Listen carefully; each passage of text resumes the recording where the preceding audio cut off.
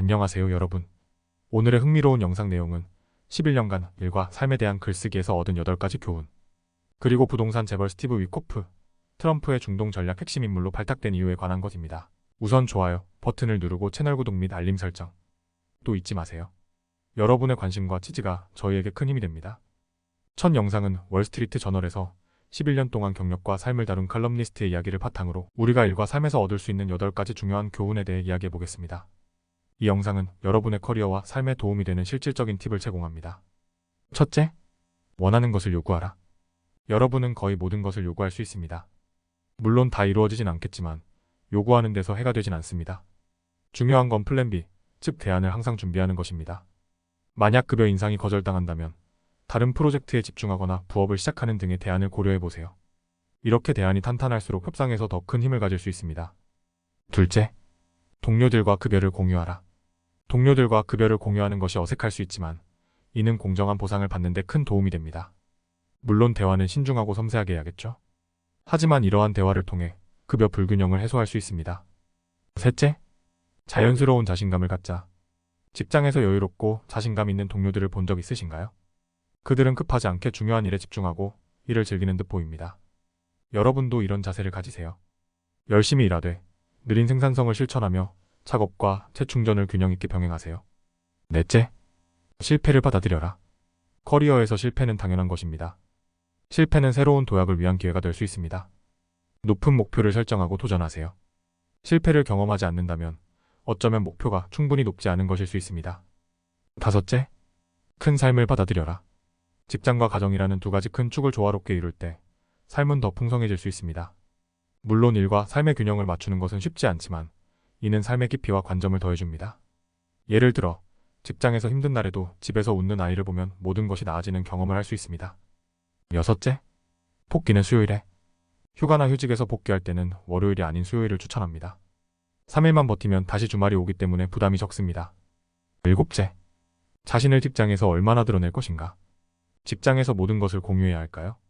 꼭 그렇지는 않습니다. 특히 정신 건강 문제나 개인적인 어려움은 신중하게 공유해야 합니다. 하지만 신뢰할 수 있는 동료나 상사가 있다면 이야기를 나누는 것이 큰 도움이 될 수 있습니다. 여덟째, 꿈의 직업에 한 걸음 더 가까워지라. 한 멘토가 말하길 이 직책이 당신을 꿈에 더 가까워지게 하는가 아니면 멀어지게 하는가? 라고 했습니다. 이 질문은 새로운 기회를 고려할 때 중요한 판단 기준이 됩니다. 꿈은 고정된 것이 아닙니다. 계속 바뀔 수 있으니 새로운 기회를 두려워하지 말고 도전하세요. 오늘은 월스트리트 저널 칼럼니스트의 11년 경험에서 얻은 8가지 교훈을 공유해봤습니다. 여러분은 지금 어떤 꿈을 꾸고 계신가요? 새로운 직함, 4일 근무제 아니면 더 많은 휴식일 수도 있습니다. 이 영상이 여러분이 꿈을 이루는 데 도움이 되었길 바랍니다. 다음 영상은 월스트리트 저널에서 다룬 한 부동산 재벌의 이야기를 소개하려고 합니다. 바로 스티브 위코프인데요. 그는 부동산 사업가에서 출발해 트럼프의 핵심 동맹으로 떠오르며 중동 특사라는 중요한 역할까지 맡게 되었습니다. 이 영상에서는 그가 어떤 배경을 가지고 있으며 왜 트럼프가 그를 중동 특사로 선택했는지 살펴보겠습니다.